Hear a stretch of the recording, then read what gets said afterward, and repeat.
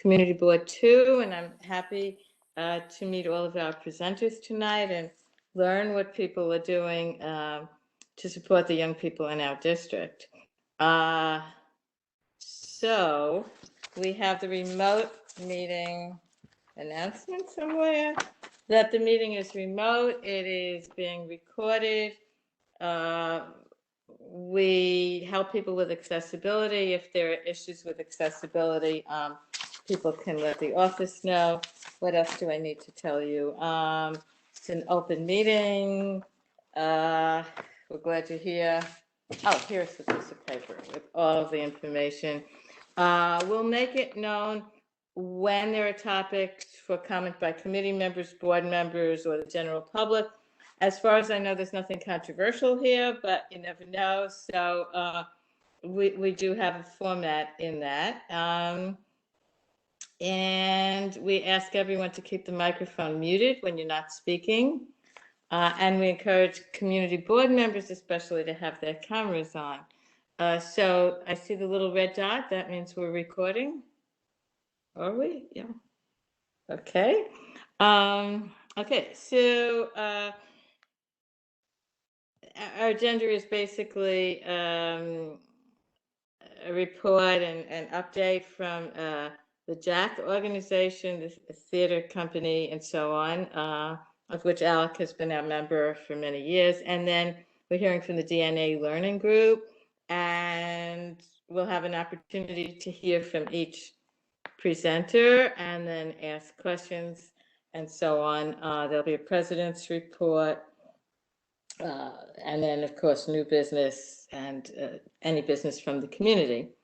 Since we don't have a quorum, I don't think we can do the minutes, so we will defer that to the May meeting, since that's something we have to vote on. So that said, I'd like to introduce Alec Duffy, who I've known for how many years? A while. And he has a very interesting, what do you call it, theater company, space, cultural venue, etc. And he'll tell us about it. Thank you for sharing the information tonight. Great, very glad to be doing so. My name is Alec Duffy. I'm the founder and now the co-director with Jordana de la Cruz of the Performance and Civic Space JAC, which is located in Clinton Hill, Brooklyn. Jordana is also on this session, and she and I will be going back and forth a little bit.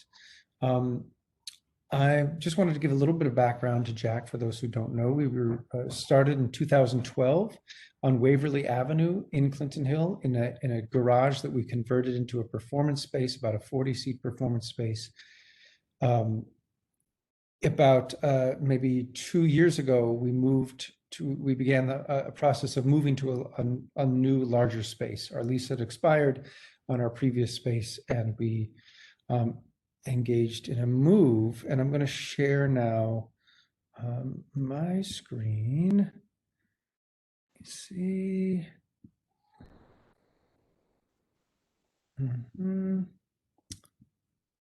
Sorry, I'm just starting the.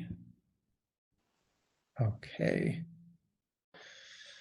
So we, in the process of moving to our new space, which is actually on Putnam Avenue between Grand and Downing. It's the old space previously inhabited by the food co-op, the Green Hill Food Co-op. We went through a process of a tremendous for us build out. A scenic designer and co-founder Mimi Lien helped design the new space. We turned a raw space basically into a performance space called JAC, which is named after my grandfather, Jack Duffy. Here's the finished space. It's got a stage, 50 seats in the audience, flexible space for dance, theater, music performances, and also community conversations. That's Mimi, Jordana, and myself in front of JAC. And we rolled out with 6 months of programming before the pandemic hit. And here are just a few pictures of some of the performances that we had in our new space. We had a lot of momentum going into the pandemic. that, of course, was very frustrating for us to have to put a halt to it so soon after we had moved to our new space. What our situation was pretty immediately, we had to shut down performances, and we didn't know whether we were going to be able to pay rent. Our landlord wasn't giving us any rent relief, and so it was a few months of just really a nail-biting experience for us, not knowing whether we would have to shut down this space completely, vacate the space completely that we had just spent a year and a half building up.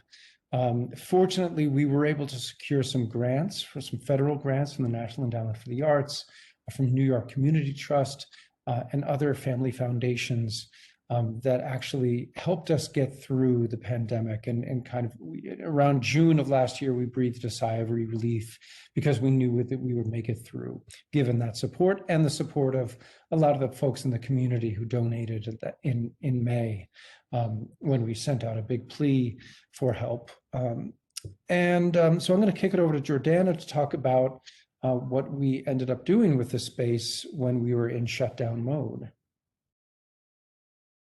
Great. Hi, everyone. As Alex said, I'm Jordana de la Cruz, and I'm co-director at JAC. So to pick it up on the beginning of the pandemic shutdown, essentially, as Alex said, we were still paying rent. We still had this space, but people weren't able to gather, and our season was canceled. But we really wanted to make our space of use. And we tried to figure out how we could do that in a way that was safe and supporting the community. And so then our board member, Brittany Williams, actually connected us to an organization that she's a part of called We Keep Us Safe Abolitionists Network. And We Keep Us Safe is a BIPOC-led mutual aid group that grew out of the No New Jails NYCHA NYC movement and responds to the needs of NYCHA residents. And so we essentially met up with Samantha Johnson, who is the one who created and really runs this initiative, and offered our space to become a mutual aid food hub for residents local and around Jack, and also those further away in Brooklyn that Samantha had on her list already. So essentially what this means is that 5 to 6 days a week, there were volunteers coming in the morning and spending the day packing up food that was donated from different groups, organizing supplies, and then going out physically and dropping food and supplies off at people's doors and such. Some of which Alec and I got to participate in with our actual neighbors down the block. And what started with serving about 100 members in the community turned out to be about 300 a week. So it really, really grew and took off, and it seemed to inspire a lot of other organizations who had space just sitting there as well.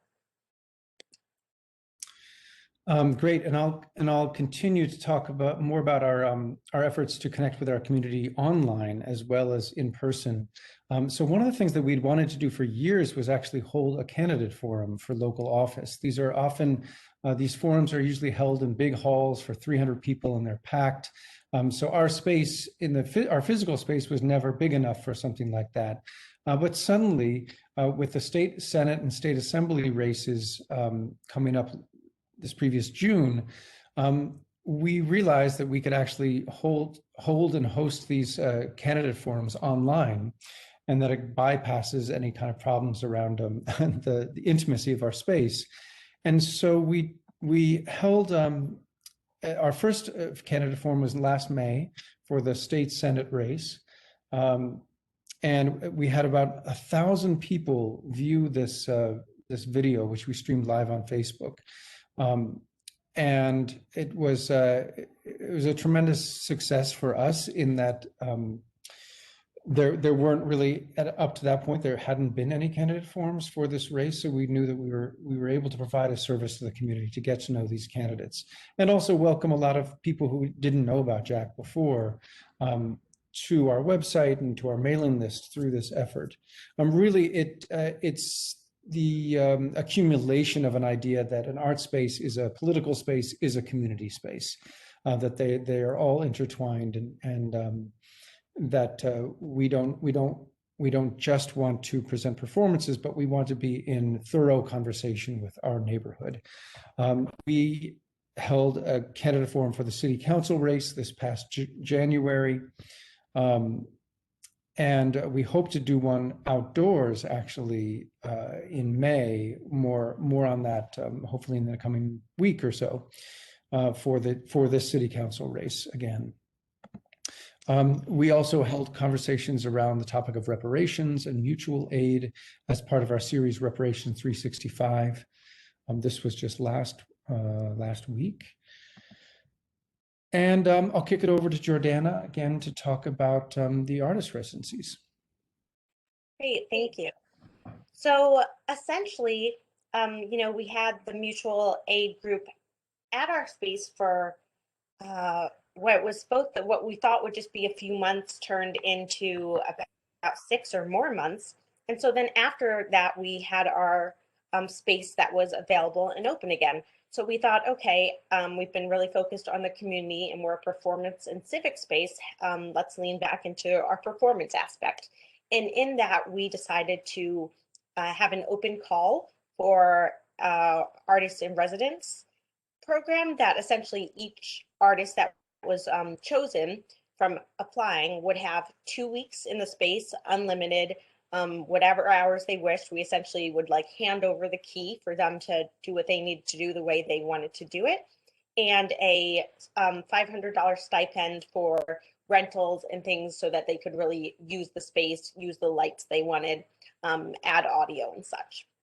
And so we had, I believe, 168 applicants, and we had to narrow that number down to 9, which was so incredibly difficult, but also extremely exciting, because although in the end we have 9 resident artists that have begun and will happen through August, we have dozens of artists we would have never known about had we not had this open call and application process.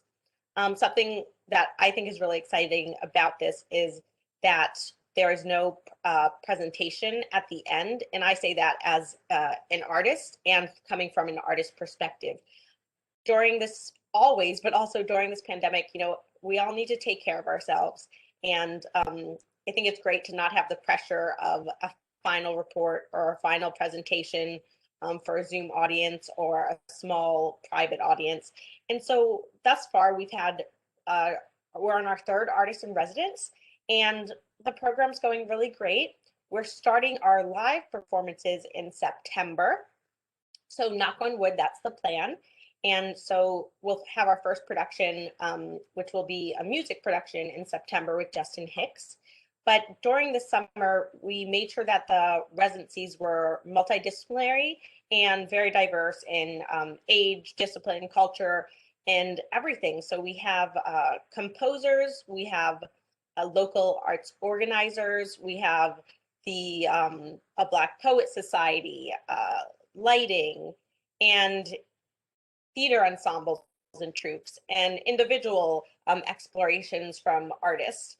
And so it's really beautiful. I think that we were able to use the space during this pandemic, both as mutual aid in supporting the community, and then for specifically handing it over to artists for them to really have agency over the space, and no pressure that I feel like organizations do often put on residencies. I feel we were very lucky with the opportunities we were able to have with our space during this very difficult time.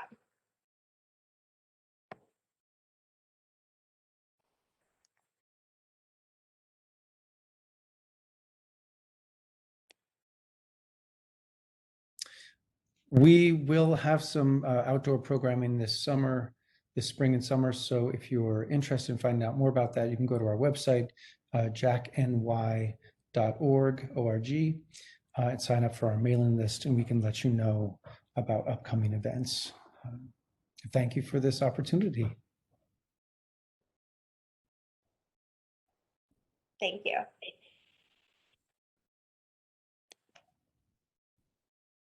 Hi, thank you.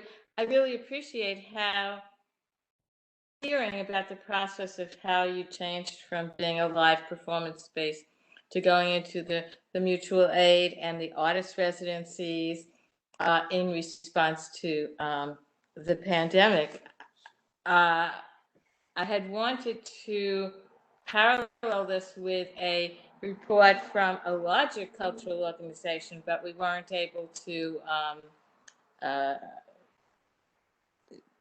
book someone to speak from a larger cultural organization because our district is rich in cultural organizations, and it's very interesting and important to hear how the different organizations have been able to meet the challenge.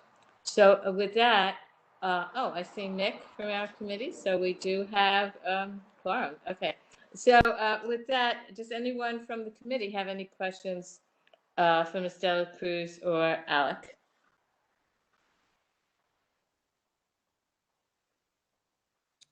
I don't have any questions, but I just think it's amazing, for those of us who have been fortunate enough to still, work in some way during all of this, and so many haven't, we've all had to pivot in some way, right, to stay relevant and viable. And I just think it's amazing, Alec and Jordana, just obviously, you even were able to hit some passion projects, that you've always wanted to do, and you pivoted to be so much more than a theater and delivering food to people and organizing that. And just congratulations to you. Amazing. And good luck. That residency program also sounds really innovative and creative and wonderful. So congrats. Thank you very much. Thank you very much. Are there any other comments from committee members, board members, or from the public? Let's see. Oh, I see Dorothea. Hi, Dorothea. I didn't see you earlier. Do you have any questions for Alec or Ms. Dela Cruz about that?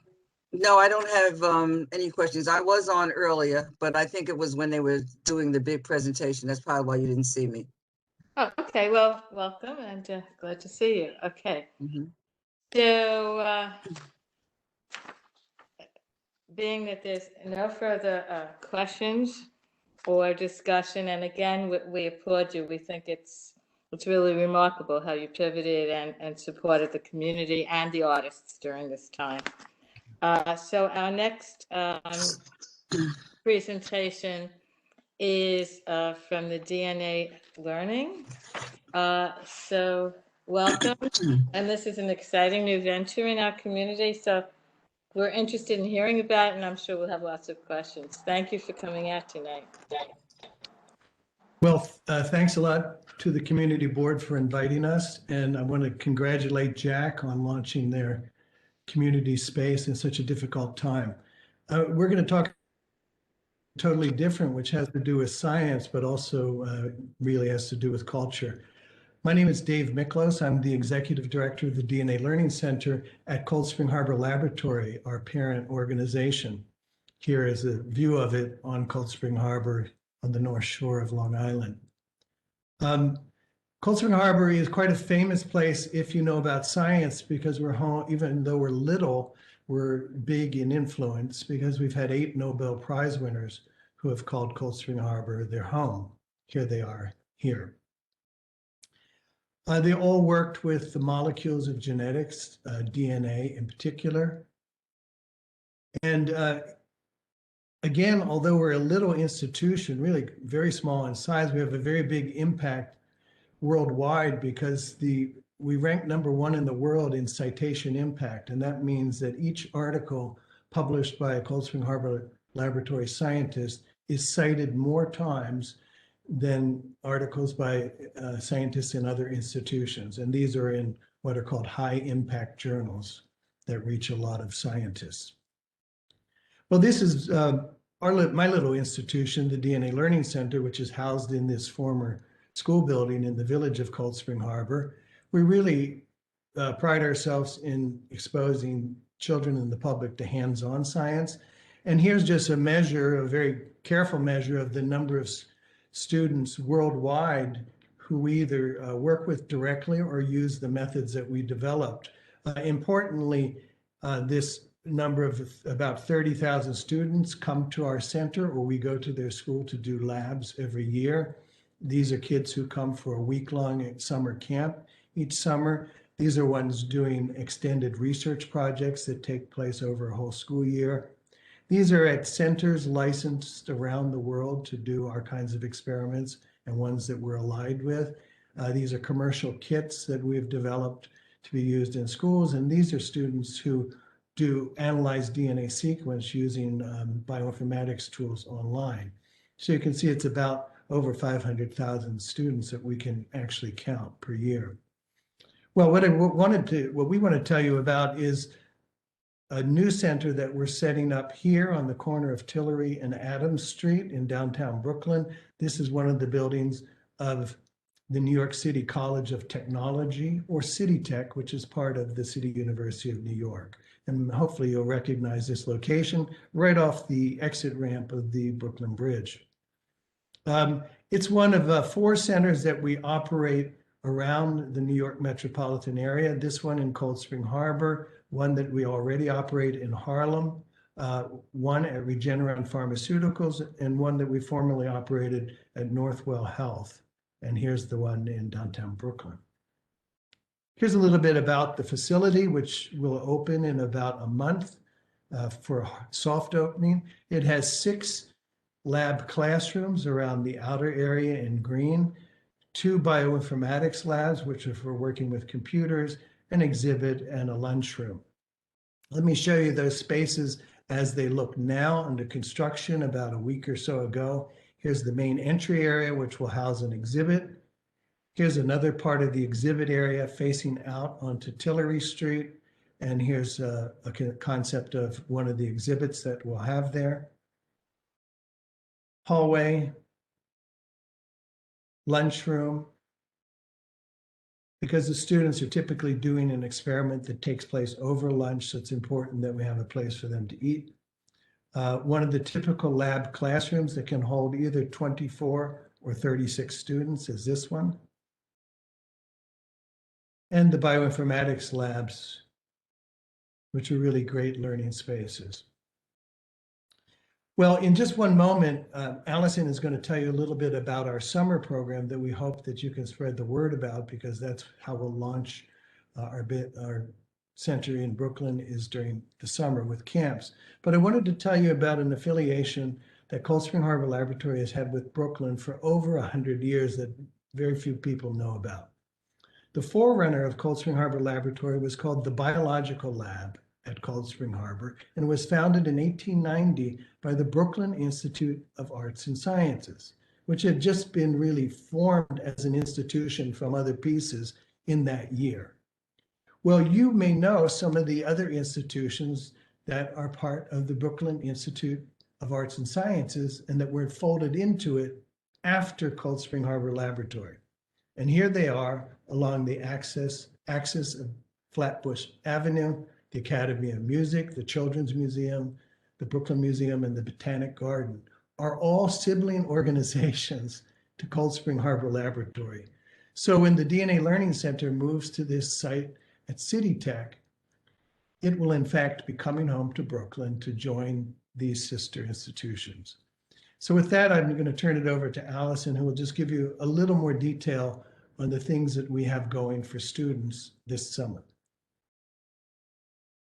I think I shall unshare. There we go. Thanks, Dave. As I'm sharing here, I'll just introduce myself. My name is Allison Mail, and I'm the Assistant Director for specifically the New York City location, which we're getting ready to open up. So starting on June 28th, we have a full schedule planned for week-long in-person camps. We also continue to offer virtual camps. We pivoted last summer to offering our camps in a virtual format. Most of the virtual camps are also a week long, although some of them are spread out over 2 weeks so that we can ship materials back and forth with the students to do some of the processing in the lab and they still do a lot of the hands-on stuff at home. So this picture is from last summer, one of our instructors with the camera set up and interacting live with a group of students that were taking a forensic summer camp. So this was their kit that included some blood spatter analysis. Of course, we're very concerned about keeping everyone safe. So we have a COVID-19 safety net. We do currently have students coming into the Dolan DNA Learning Center in Cold Spring Harbor. So this picture is from February. And so you can get a sense of how we've set up that space. We're evaluating and evolving these guidelines as new guidance emerges, but we can have students pretty well spaced out in the lab. And we have cameras set up so that the instructor can stay a little bit further away if necessary, but still show really detailed instructions to the students. And then I just want to show you a couple of pictures from prior to the pandemic, in-person camps, so no masks, no distancing, to give you a sense of the series of camps that we offer. Students can jump in at their grade level at any point, but they're kind of designed to also go in sequence. So the sequence starts with Fun with DNA for students entering grades 6 and 7. This is a really fun camp. They extract DNA, they make cell models, they make DNA models, they learn about viruses. The next camp is World of Enzymes, which is really fun with a lot of kind of food-based and enzyme production-based activities. One of my favorites that we can't really do virtually is called Green Genes. At the end of this camp, students do this agar art. They paint with these fluorescent bacteria strains that they've worked on throughout the week, so they get to be a little bit creative, which is really fun. We have a forensic detectives camp that I mentioned before. DNA science is a very classic molecular biology, molecular genetics lab camp. DNA barcoding, students use DNA to identify plants and or invertebrates that they found in their own neighborhood or outside of the DNA Learning Center. Biocoding, because coding and bioinformatics is a big part of STEM and biology these days, so we have a camp to introduce students as well. And our last camp that will be offered in New York City is genome science for the older high school students. And they analyze their own genome as well as genomes of other organisms. So it's really exciting for them to actually get to look at their own DNA.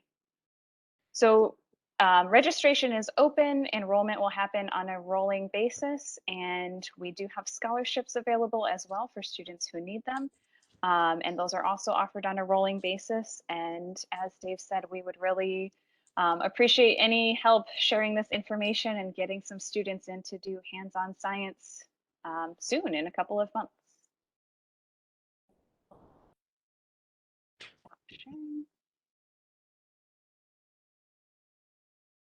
Thank you. Is that the end of the presentation?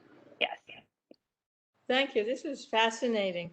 So in terms of your marketing strategy, how many students are you looking for each week? And what would be, how many scholarship students are you anticipating? And have you reached out to some of the schools nearby? Or do you want us to help you connect with some of the superintendents or the principals in the local middle schools or high schools? Allison, I'll let you answer that because you have the latest data. Sure. So actually, I'll let Dave tell you how many students we want, but a lot. But in terms of the marketing, what we've been doing, we have been reaching out to schools in the area, mostly to principals and heads of schools. Some of them have replied, some of them have not. Of course, everybody is busy and overwhelmed by email. And we've also been reaching out to parent coordinators at the public schools throughout the city, outside of the area, or outside of the immediate area as well. And we've been, of course, in contact with teachers we already know who have come to visit us on field trips in the past. So we have a list of all the schools in the area, and I've also been in touch with the science instructional leads for Brooklyn North. So they're helping us a bit as well. Yeah, I think that's helpful, the science instructional leads. in Brooklyn North. Have you reached out to the superintendent's office? No. We've actually worked through the Department of Education through the science leads, who are the main people who deal with science throughout the city. No, I understand that, but the superintendents sometimes have a better or a certain type of understanding of which schools have the students that and the principals that would most be receptive, etc. So, I mean, I would suggest that you reach out to. We heard last month from Karen Watts and Janice Ross, who were the executive superintendent and the high school superintendent in the area, and Mr. Kumar Samuels is the community superintendent, elementary and middle. So he might be able to connect you to some middle schools in the area. Thanks. We will certainly do that. Good. The number of students that we can accommodate, we've scheduled actually 30 labs, which is 3 per week over the 10-week summer. We doubt that we'll fill them all, but in each week we have up to about 75 spaces. And the camps are varied each week. So there is a schedule online that you could, choose a camp for 6th or 7th grader that would be available 5 or 6 different times during the summer. That will spread out. Depending on the situation with COVID at the time, we will use social distancing if required, and to the extent required. All of our teachers currently are vaccinated, so we expect that all of our teaching staff will be vaccinated. Can't expect that all the students will, but we will adhere to whatever social distancing mandates are going on at the time. Excellent. Are there questions from any committee members? Do I see any questions or comments from any committee members? Santia? Hi. You spoke on scholarships, so I was just wondering if you can give some information on the costs associated with the classes. Yeah, the classes average about $500 per week, but we do have scholarships, basically as many as we need, because we have an endowment specifically to support disadvantaged and underrepresented minority students. And it's pretty easy to, apply for a scholarship, and it's not difficult. Are they full scholarships, or are the families expected to contribute? We evaluate that somewhat, but we could give plenty of full scholarships. And we have 3 camps that are actually sponsored by the department through City University of New York, which are entirely sponsored for all of the students. And we have several other opportunities where there are about half scholarships for half of the kids taking those classes. So we have 3 classes that have full scholarships offered through CUNY, and we have 4 classes of our own that also have scholarships specifically included. Allison, how many in your DNA barcoding? I think they're all scholarships, aren't they? Yes, there are 2 courses that are run 3 times each, so a total of 6 weeks that are completely free. Those are high school only, and it's intended for students who are interested in applying to be part of our research program that runs throughout the school year. But they can take the courses for free and then decide if it's the right program for them, if they would like to apply to work with us. Okay, so as you know, our district has many varied schools, like from Brooklyn Tech, where many young people are very motivated. They push themselves, their faculty push them, and they're go-getters from what I understand, and they graduate and all of that. And then we have students who are struggling, who are in schools that don't maybe have as many resources or advanced science classes, or the students might not even know that they're interested in science and they need a little spark.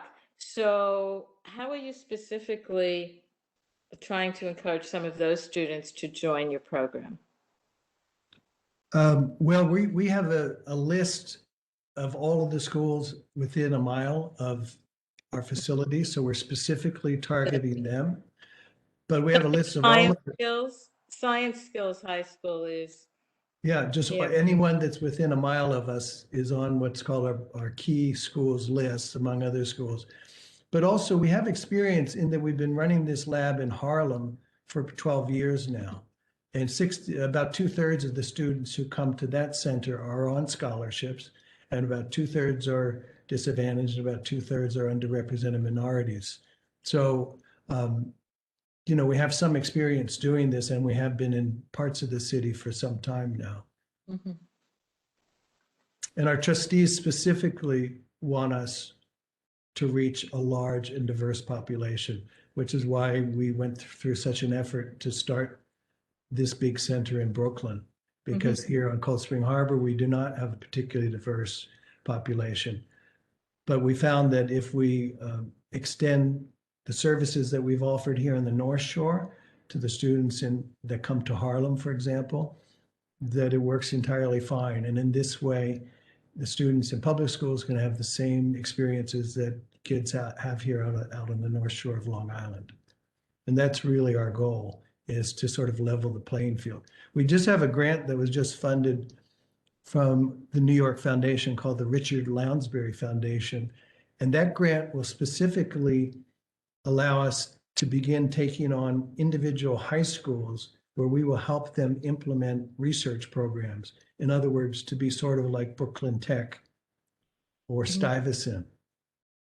In other words, being able to offer research experiences to their kids. We expect to have 6 to 10 schools in that program in a couple of years as we get more money to support that. So we're really trying to give to as many students as possible and as many different types of schools as possible the rich biology experience that you could have at a place like Brooklyn Tech or Stuyvesant or Cold Spring Harbor High School or Jericho High School and so on. Excellent. So I do hope that you're able to reach out to the 3 superintendents that we work with, who are working very hard to bring more programs and services to the young people that need it the most, I would say.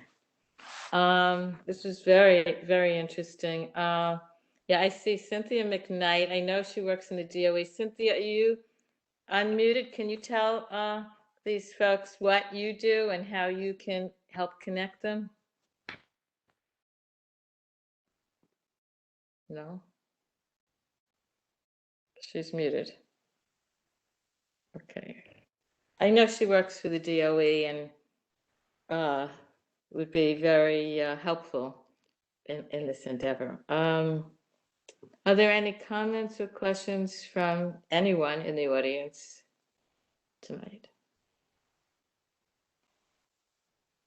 No? Hello? Hello? Who says hello? Hi. Is that Cynthia? Yes, I'm not used Oh, to hi, using, Cynthia. hi. I'm Good glad evening, you got everyone. to unmute. Yeah. Hold on.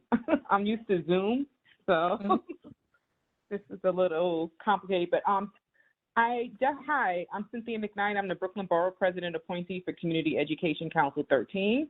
And we have a lot of middle schools and high schools that definitely would be interested in partnering with you.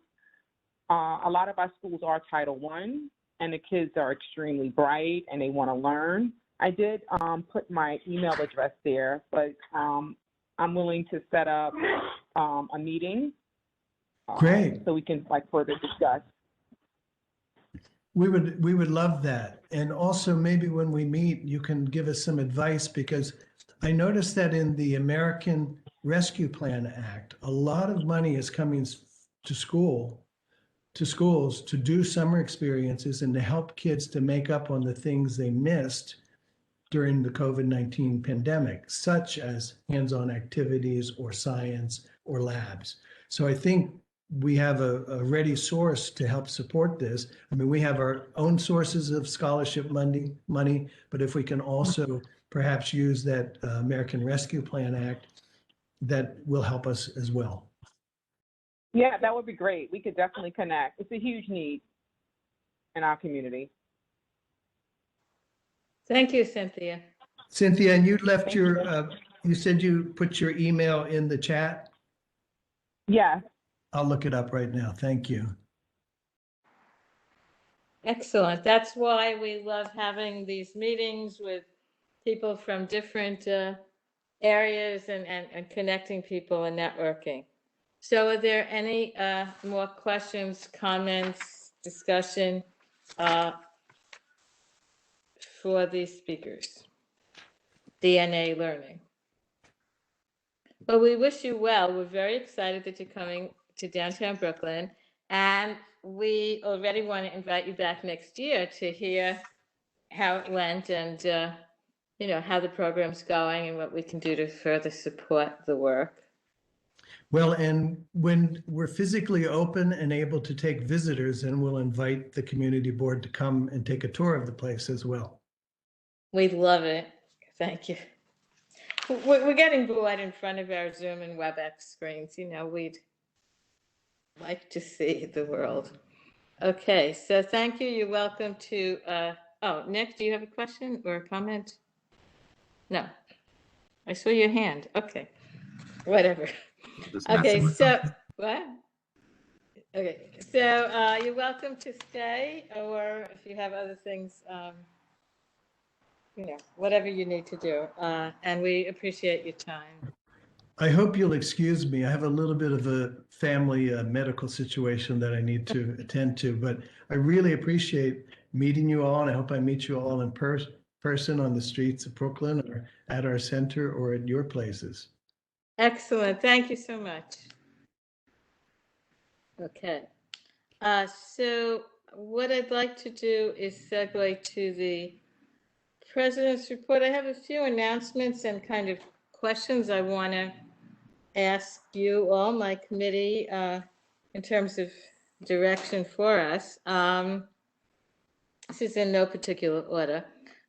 We had talked previously about working with the HES committee, that's the Health, Environment, and Social Service Committee that Brandon Smith chairs. They're very interested in childhood asthma, and since we're very interested in children who might have asthma, we want to work with them. We're not quite 100% sure what, quote, work with them looks like, you know, would look like. So I want your ideas, and I also want to tell you about some of the next steps that may happen. So what do you all think that could or should look like? Hi, Betty. I thought in one of the meetings with one of the superintendents, you had asked what asthma programming they may or may not had, and he said he was gonna maybe look into it. So I'm just wondering if there is a existing DOE program, if we wanted to maybe invite a rep Exactly.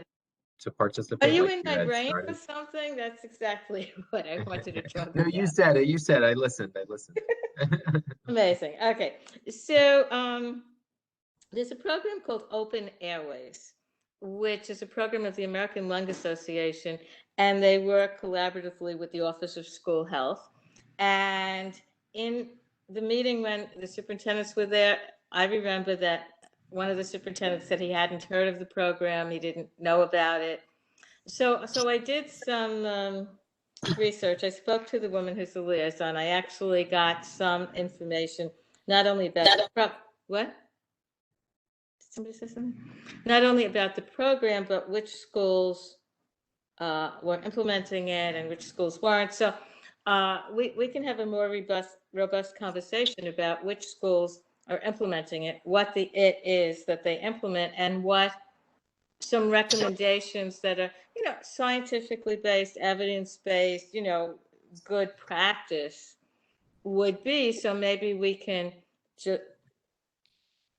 support this, that program and the schools with knowing about more resources for the children and families. And Karen Watts, the executive superintendent, had mentioned she would like parent workshops. So that's something we could help the DOE convene with these open airway people, if that's what we wanted to do.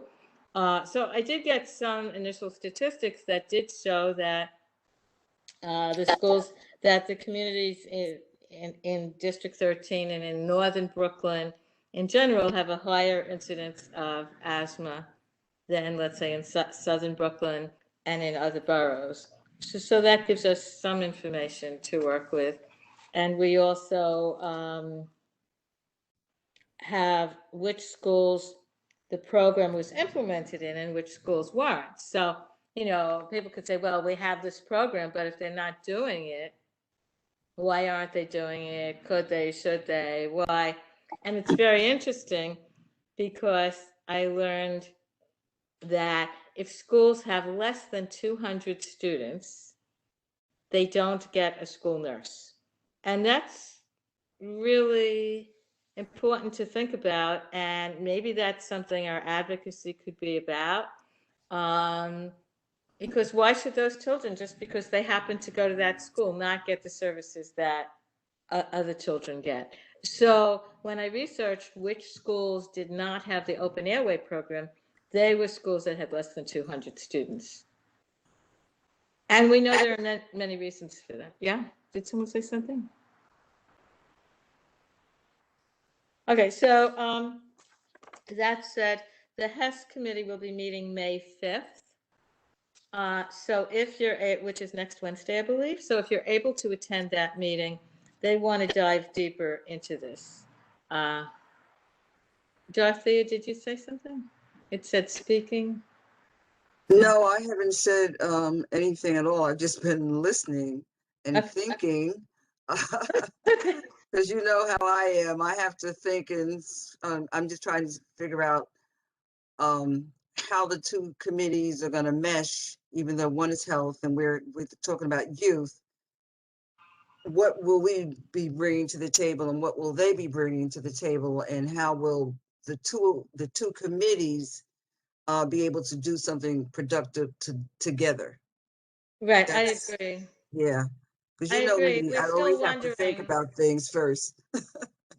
No, I agree. I think I'm going to hope to go to that May 5th meeting, hear what they have to say, maybe say a few words, and then maybe ask the office if we could have a special joint meeting to come up with an actual plan. That's what I'm thinking, but I'll go to the May 5th meeting. I really hope that some of you are able to as well.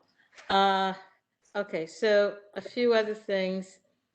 You know, I often talk about the interest in the segregation in the schools and how the schools are responding to that. District 15 did a very interesting 3-part series looking at the past, the present, and the future of segregation in New York City public schools, because you can't really understand it, I believe, in the current moment without going back and seeing the history and kind of what led up to some of the situations that we have now. So it is on YouTube, if anyone has time. They're really interesting conversations. And the link that you can get the link is CEC, which is Community Education Council. So it's CECD D15. So CECD15.org. And if you have a few hours, well, you could see it partially. It's the history, the current situation, and I found what people had to say about moving forward actually to be extremely interesting. Okay, so that's the YouTube. Okay, I wanted to ask you guys, we often get reports, like Taya is very good about sending us reports that she thinks might be of interest. What kind of reports do you all want? Are these too many reports, too few reports? Are there specific reports that you guys want? I think she should continue to send us what she thinks is relevant, And it's up to us whether we want to read it or not, or do anything about it. Some will, some won't. So if she doesn't mind doing it, I don't mind getting it. It doesn't mean I'm going to read it. That's all. Yeah. Yeah, sometimes we can read, sometimes we can't. Well said, Dorothea. Okay. I wanted to also remind everyone about the additional meetings that our community board is planning for us about this planning together document, which is very deep. It's the report, I believe, that came out of the city council, and we're going to have someone kind of unpack it for us, and it talks about city planning, changing the way city planning is done to create more, what I understand to be like 10-year cycles. But at any rate, then there'll be a counterpoint, because that will be the person who, from the city council, whose office did the thinking and wrote the report, and then we'll have a counterpoint in a few weeks. They couldn't get it on the same day. So I believe that tomorrow night is the planning together, and we're really encouraged to listen to that. And then on May 10th is Tom Agnati, who's a professor, I believe, in urban planning at Hunter. And he will raise questions and things to wonder about and consider. So he's like, he may be the royal opposition. I'm not sure if I should say that, but it's like he's going to give, they'll give the point and he'll give the counterpoint. So I urge people to attend those meetings. Another thought that we had was with the increase in gun violence, and a lot of times it affects young people. Is that something we want to have a speaker about and talk about gun safety and what programs are going on? And we heard, I believe last year or the year before, from the Violence Interrupters, the GMAC. Is this something we're interested in revisiting? Because it seems to be more of a problem now. It seems to be rising. I think it's something that we can consider. It's the type of talk that sometimes gets a little out of hand because of how people feel about guns as opposed to how they feel about, or I should say their right to have a gun, as opposed to how they feel about violence and how things, how guns can hurt people. So I think we should consider it. I'm not saying not to do it, but I'm just saying it's the type of thing that we don't know what's going to happen once we do it. That's all, in a meeting, because we probably have other people there. And it's just one of those things that can just get really crazy. Well, it's just my thoughts. What about, I think that's important, that it could, it's a sensitive topic, yes. So maybe from an organization such as Gun Sense, Every Town, Mom Demands Actions, a group that is looking at legislation, because I know that the community board sometimes discusses state legislation. We recently heard from his name Jabari Brisport, the person who took Velma Netsy, and he had some interesting thoughts about it that were, I don't want to quote him, but I gathered from what he said that he didn't want to do anything that would increase the chance of young people being incarcerated or being charged with a felony. He didn't want to support that type of legislation. Yet on the other hand, as you said, Dorothy, we're concerned with people's lives and safety, and it's very sensitive. So can I hear from other people? Like, do you want a speaker? Or I think Taya said, well, they discussed this at the public safety meetings, so we don't want to get on too many other committees' dockets. I just put a link in. My daughter works for the mayor's office for the MAP program. And I think they're doing some interesting things, although they are in NYCHA developments. Maybe we could have someone from the mayor's office for safer neighborhoods come and speak about their MAP initiative. So it's the mayor's office for what? For safe initiatives? It's the mayor's office for criminal justice, but there is a initiative called MAP, which is mayor's off. It's something about for safer neighborhoods. Taya, maybe if you could find out more about it, if that would be something maybe our group would be interested in hearing from. Or are they regularly talking about it in public safety meeting, Taya? They are, and the only reason I actually brought that up, and Tia, actually, your daughter would be a great speaker for whichever committee wants to host this conversation. The only reason I mentioned that TNPS is regularly having conversations and updates about it is actually mostly because the city agency representatives and city liaisons are accustomed to going to that committee and communicating with that committee. So not that the committees need to be siloed. It's just that the committee headings sort of form a convenient traffic control for the flow of information.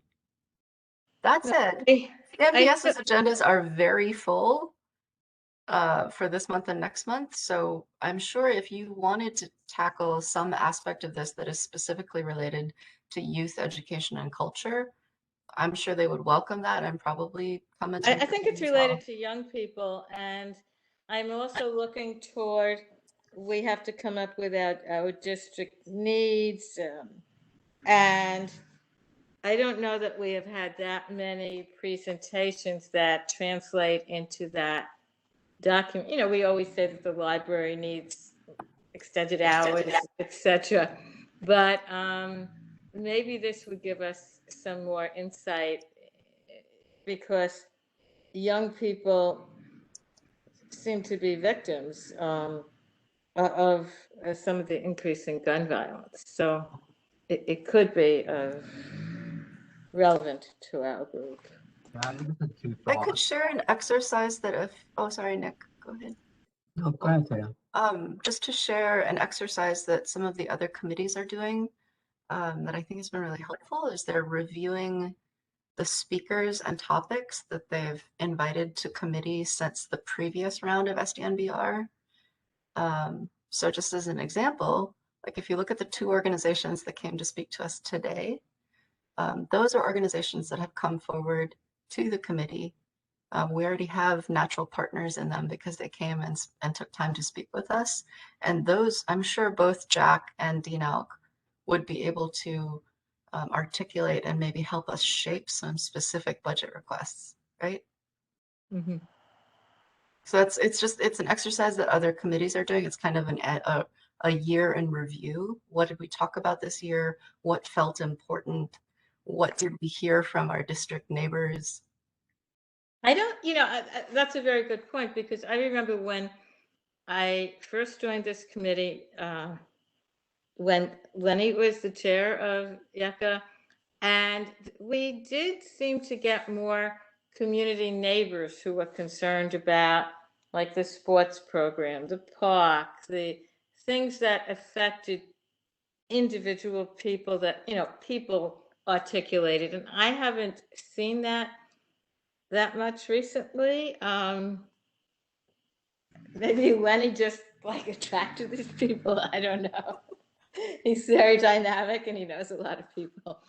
But yeah, I think if people from the community came to us, we'd have a little bit more meat for the report. So I'd be happy to start just by compiling a list of who's come to this committee, at least since I started last March. And maybe that's a good place to start brainstorming.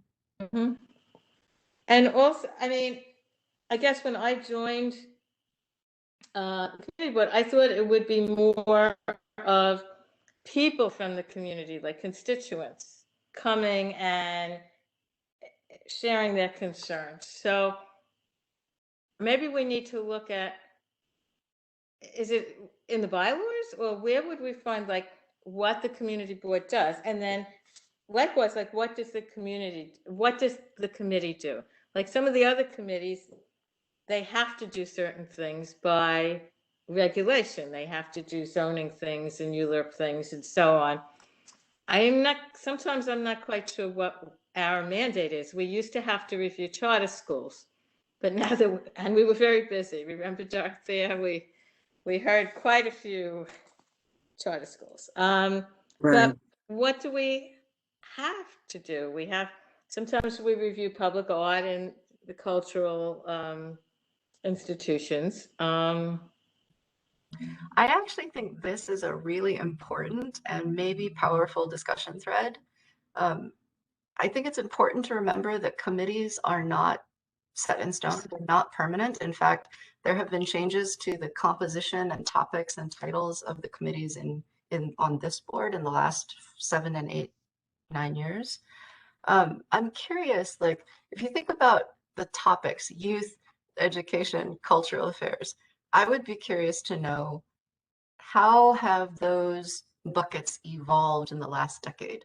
Where are people going for information about those 3 topics? Do they still need to go to the community board, or have they found other sources for that information?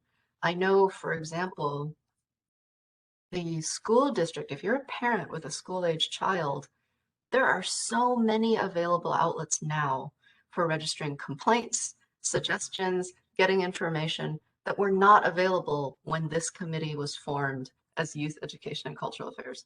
So maybe the task of the committee this summer and into the fall SDNBR season, maybe the task of this committee is to figure out, is there another area that this committee could lean into where you might be more useful? If it turns out that neighbors are already getting their information on these 3 topics from other sources. Yeah, I It's okay to evolve. I guess it's an invitation to evolve. Mhm. That's Yeah. a good thought, Taya, because I have been a member of this committee for, I don't even know how long. I was chair under Lenny and now chair under Barbara. And we used to have people from the community come to our committee just to hear what we were talking about, some of the different things. We would bring in people from different schools that were evolving or trying to do something different, or they were trying to get built. We had a lot of discussions because when buildings were being built, they would say they wanted to put a school in there just so they could get the building built.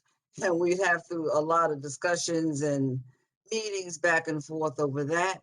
So it seems as if things have changed, just like everything else in this world has changed. And we used to also reach out to BAM. We had someone who was very active on our committee who was a member of BAM. She's no longer here. So she always brought us good advice and speakers. So things have changed. And maybe what you're saying is very true. We need to think, what are the other ways we can reach out to youth, or what else is it that we need to do? As far as the culture is concerned, most of the times now we just have the library. Well, there are other things that are going on. So we maybe have to figure out, where do kids go? What are they like? So I think what you're saying makes a lot of sense. So that means we are going to have to spend maybe a meeting just doing some brainstorming. Yeah, we'll put that on the schedule for next time.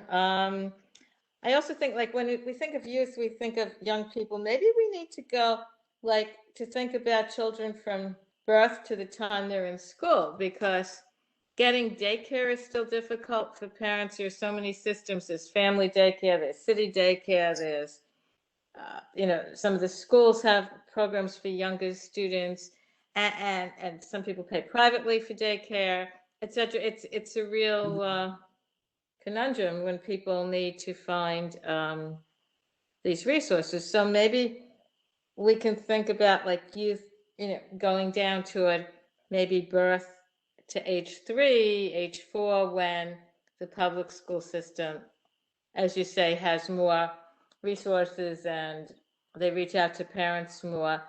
But with all of that said, the people still have to be internet savvy. They have to have a computer or a way of getting online. They have to set up their school account. I think for some people or many people, this is still a challenge for them. So you have the people who are in the digital world, and then the people who are struggling and don't have the access or the knowledge. I was on a meeting with a superintendent from another district that has a lot of undocumented people, and I don't think we have that much population of undocumented people, but I could be wrong. And she said the parents refused to go online. They refused to set up the school accounts. They refused to do any of those things digitally because they really want to stay in the shadows. And that was very powerful for me to hear that, because the DOE people are always saying, oh, establish your account, go online, get your kids' report card. And some people feel they can't, for their safety, and I respect that. So Another thing is, like, when you're still talking about like from birth and childcare and things like that. Well, in my neighborhood, let's just say that they have nannies, so they're not really interested too much in looking for some place to go, because everybody has a nanny. I don't know how everybody can afford a nanny, but they all have nannies for the most part. So it's also like looking for the population that would need this particular information, because the demographics and the areas are so different. You just don't know. It's hard to pinpoint what you really need. So this just another thought. Oh, you're absolutely right. But let me tell you, the people who have the nannies, they also have their kids in little music class and little dance class and little swimming class. And that's true. And the nannies form their own cultural group, and they sure get together, they know each other, they support each other. The mothers who are working and, have a salary, the nannies are sharing the clothes with each other and the toys, and, the nannies they're really amazing. And the library, I think it was last year or the year before, had a program for nannies to tell their stories. And the library provided childcare for the children that the nannies are taking care of, so that the nannies can develop their voice. So, yeah, like in my neighborhood, the Clinton Hill Library, I go in there. If you go there a certain time, when we could go, there's nobody in there but a whole bunch of nannies and kids, and they have storytelling. And I'm trying to find my books, but I got to listen to all the kids, and they're running around and they're reading stories. So, and this is where they go to, take the kids somewhere. They take them to the library. And that's so, there's nothing wrong with that. I've lived in a library practically all of my life, so I love libraries, but I'm just saying things are very, very different. So from a population or a demographic standpoint, if we're going to do things, we got to figure out how to reach the people who really need what we would like to provide, because not everybody's going to be interested. They don't care. They have their own network. In my co-op, they just send out Google messages and say, I need somebody. Where can I find somebody? So they have their own network. So, mutual aid has taken up a huge part of that mantle. I see Mr. Ferrera's hand up. I just didn't want him to get lost. Like I'm the going to stop talking now. I'm going to shut up. Society, like stream of conscious. I just still trying to get in on the gun violence question, and then I don't know where we went, because nobody got to say anything on that one. So yeah, I was just wondering if, you mentioned it was a GMAC had come in the past. So, maybe there's just other entities that wish to work with schools and wish to work with community organizations that just already exist. That just might be a good way to go. And then really to the spirit, I think, of what everyone else is saying, of just like wondering about, what our meetings could look like, wondering about who comes, and even with the HES community wanting the joint asthma meeting. you know, I remember years ago, often there were times when we just felt like we really have seen so many people come before us with amazing resources who always say, help connect us to other people. And I just think maybe that's the reimagining. You know, we, you know, it is not lost on me, Betty, you brought it up. We like to kind of have nothing formal to do in this committee, but we still have political persuasion and power.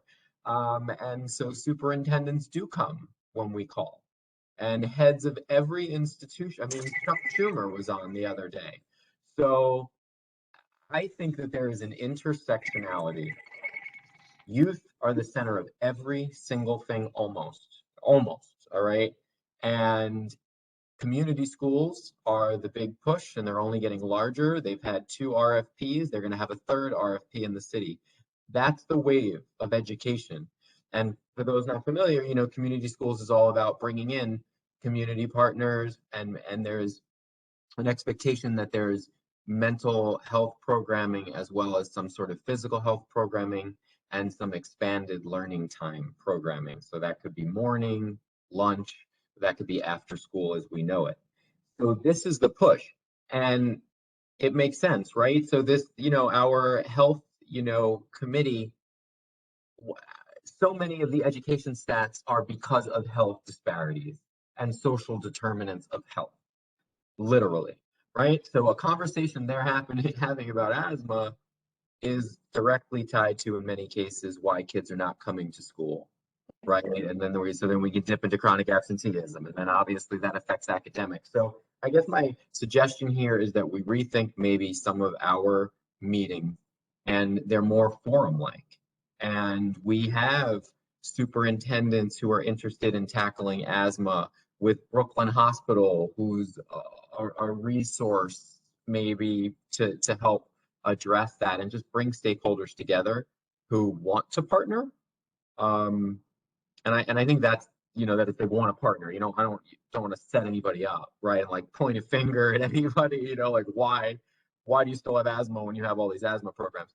But that's just something that's been in my mind, and I think it intersects so many different topics, whether it was asthma, whether it was gun violence, you know, whether it's economics. It just ultimately we can tie it back to education and families. And if we brought those resources into the school and to the families earlier, that helps them economically, that helps them with their health, and then that should help academic outcomes, which of course helps future economics. Thank you. I got it all out. I wrote a little list. Thanks. Okay. So a few years ago, Nick and everybody, when Sam was involved in Ingersoll University settlement, that community center, she had a really good sense, like working with those families, what people needed and what connections they had and what they needed.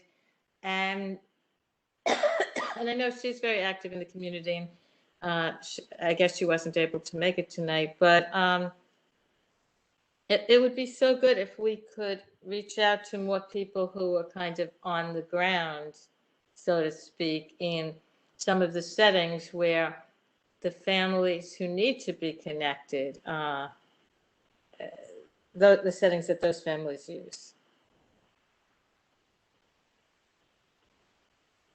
Yeah, I mean, and if maybe there's only a few times where we try and bring a lot of folks together, and then to your point, Betty, maybe that does mean everybody needs to work networks so that it's promoted properly ahead of time to target the community to be there. Because yes, if the superintendent is just talking to the head of Brooklyn Hospital, not quite sure that anything is going to be really happening there, versus if community members are there who attend schools, who are excited, and then can be, you know, asking their actual local schools, hey, I heard about this, where is it, why isn't it, or talk to this person, etc. So that might be something we can do if interested. Yeah, I appreciate that. Are there any more thoughts? along these lines. And I see a new person here that I don't know, Priscilla. Do you want to introduce yourself and say, like, if you're from an organization or if you have any questions or anything, why you came to the meeting? Because we always look to meet new people and hear what's going on. Hi, I'm Priscilla. I'm not formally an educator, although I have done quite a bit of tutoring. And I work mostly with EdTech products, developing them, launching them. What products? I didn't hear you. EdTech products. And Educational technology products. Oh, EdTech. Yeah. Sometimes my speaker isn't all that good. But like, for example, I worked at Brain Pop, and currently I'm working with another organization in California that's working to ensure that students are properly matched with their colleges, because there's a lot of money out there in higher education, but sometimes students aren't always able to reach into those pockets and get the resources they need, you know, whether it be for transportation or just an extra $1,000 for their tuition. And I am still exploring the space, but I definitely know that it is a hot topic. And also, like, I've helped also with like a few boot camps too, so I also know that's another huge wave happening as well. But yeah, just that's what I do. Great to meet you all. We're glad to meet you. Okay. Yeah. Okay, so can you, I mean, this is kind of the end of the meeting, so you'll come back to other meetings, I hope, so that we're always the last, the fourth Wednesday of the month. And we usually start at 6 o'clock, and we'd love you to come and other people who are interested, because we want to, you know, hear more voices across the community. Ms. Feibush, you actually do have quorum right now if you wanted to scoop up your administrative votes quickly. Okay, so we had minutes from March. Unfortunately, Meredith couldn't be here tonight, so I'm struggling with the minutes. But yeah, we had a chance to read that. Were there any questions about the minutes from March? Okay. Okay, so the minutes from March are approved by consensus. I'll just look at it one more time, but that's okay. Consensus. And we don't have any votes to bring. I have good news in that we did vote to support the Harbor School, and they are going to get a new building or additional classrooms and additional space. So it was very exciting that we were able to be part of that discussion and advocacy. So that was great. So are there any items from the committee that people want to bring up for future meetings or for sharing? I'll just bring up something we might all know about Summer Rising. So really, I mean, the DOE is trying to make a commitment, partnering with Department of Youth and Community Development, to have some form of both educational programming and youth development programming almost in every elementary school, middle school, and high school in the city. And it's very ambitious. Quite an ambitious, yes, endeavor. I have, through my work, been on now 2 different calls, and you know, the first one had the new chancellor, as well as, you know, the head of, you know, DYCD, Commissioner Chong, and all levels. So certainly it's a whole new way of looking at things. But ultimately, I would just say, you know, have people go to the Summer Rising. They can go to the schools.nyc.gov, look for Summer Rising. It's sort of user friendly. It's developing. You know, there are some schools that had clearly announced that they already had the programming and the partners, because those are like existing after school contracts, Compass, Sonic, Beacon, things like that. But they're opening them really every day. Like, I know, for example, a school we work in that does not have summer programming or traditional after school programming, they already know they're on the list to have some form of after school programming this summer, some form of summer camp. So it's just exciting, and tell your people, tell everybody looking. And oh, and last thing I'll say is it is not, so this is in place of summer school, and it is not for targeted students.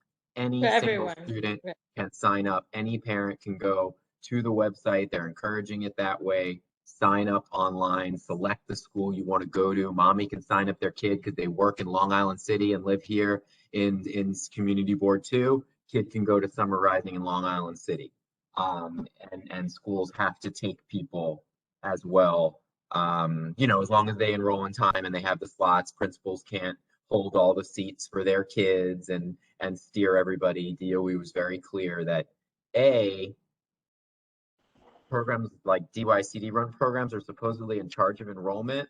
I don't believe that as a DYCD funded program. You know, people, I don't believe it, but that's what they're saying. You know, that when families sign up online, it really comes to organizations like myself who are then formally enrolling people.